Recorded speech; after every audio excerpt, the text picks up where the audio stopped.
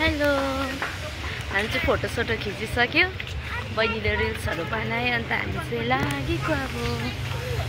अनि यहाँ परदेखि चाहिँ स्ट्यान्ड नजिक भेट्छ। अनि हामी यही बाटो जानेछ, सेवाल सिङताम।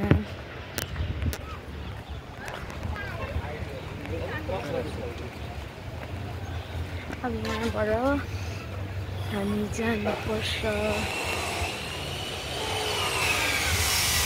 लालबजार।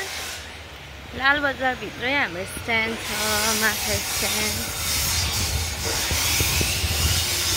मलाई चाहिँ पुरा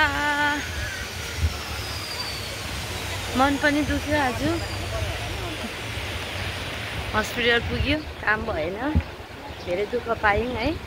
बिचारा बहिनीको काम के थियो होला, मैले साथी भनेर लगेको थिएँ, किनकि दाँत उखाल्दाखेरि साथी चाहिन्छ।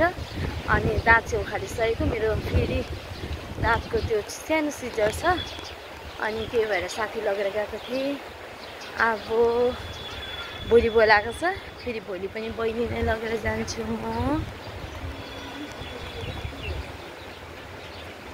के गर्नु, जिन्दगी यस्तै छ, ग्यारेज नपुगी हुँदैन है। चल्दै गरेको गाडी खराब हुन्छ बार बार, अनि खराब भएपछि ग्यारेज जानैपर्छ, ग्यारेज लानैपर्छ होइन। हामी पनि त्यही हो मान्छे, के हुनु परेको मान्छेको जुनी भएपछि संसारमा जिउनु गाह्रो छ। मर्न कसैलाई मन पर्दैन है, सबैलाई बाँच्नु मनपर्छ।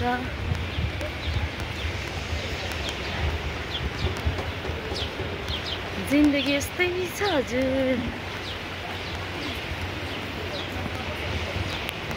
मेरो त अनुहारै कस्तो भइसकेको छ कि, ज्यादा सोचेर के भएर मेरो अनुहारै कस्तो भइसकेको छ। कस्तो गर्मी बढिसक्यो है सिङताममा गर्मी बढिसकेको अवस्था।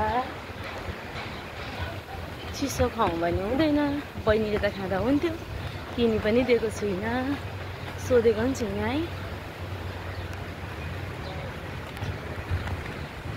बाले कस्तो बिजो बनाएर यस्तो दामी बनाएको छ है अहिले।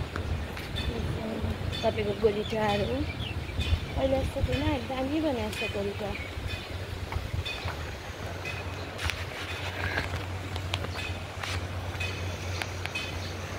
हुन्छ, बाई बाई, फेरि भेटौँ अर्को भिडियोमा।